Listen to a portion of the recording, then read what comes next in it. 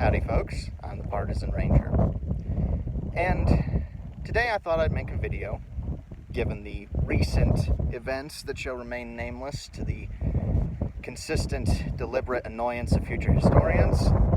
I thought that perhaps some more inspirational rhetoric would be nice for whoever watches this video.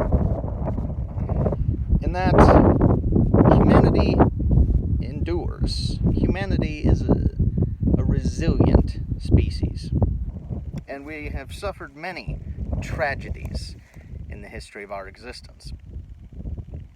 That suffering, both necessary and unnecessary, shape us, not only as individuals, but as a species. And as such, I see fit to remind people that there is nothing we cannot endure. Well, if something's not immediately fatal, there's nothing humanity can't learn to live with.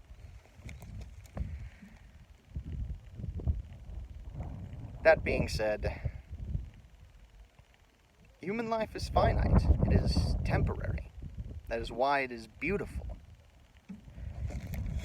Death would be far more tragic were we beings of limitless lifespan. Were we immortal, death would genuinely be far more tragic than it is. But we have the unique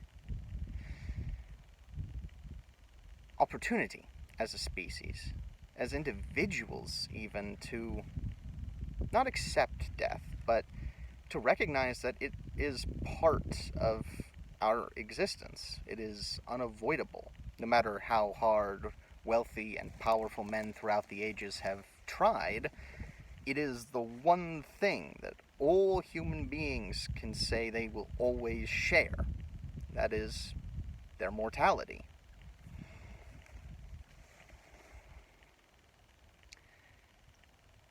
And no matter how hard we try, we cannot escape it. Now, while many would treat that revelation with scorn, disdain, and fall into a pit of despair and nihilism, that if humanity is doomed to die, why do our actions in life ever matter?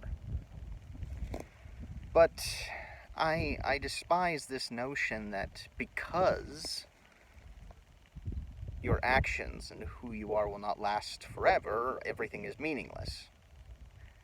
I take the opposite approach, the opposite viewpoint. It is the most liberating thing in the world to accept one's own mortality, because it means that everything you've been afraid to do shouldn't scare you anymore.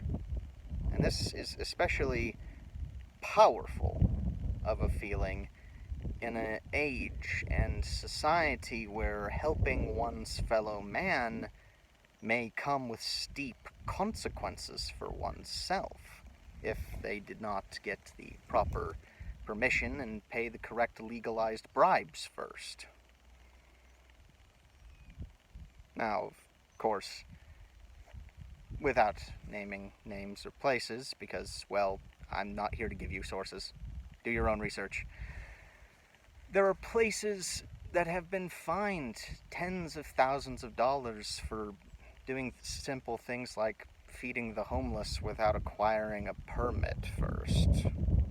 One does not fear death. Why would one fear a lesser consequence like fines for helping their fellow man?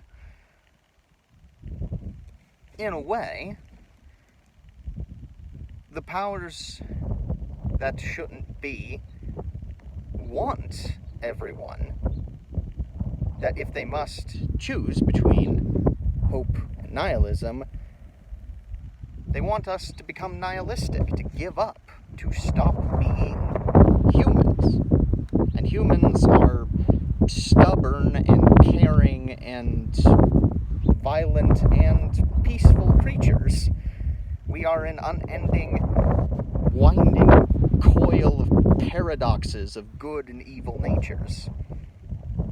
And that's That's why humanity is so beautiful and fun and fascinating to study.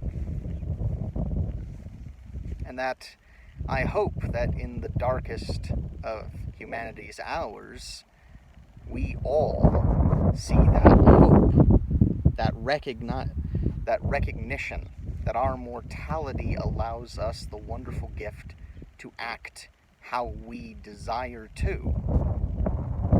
And most people want to help their fellow man.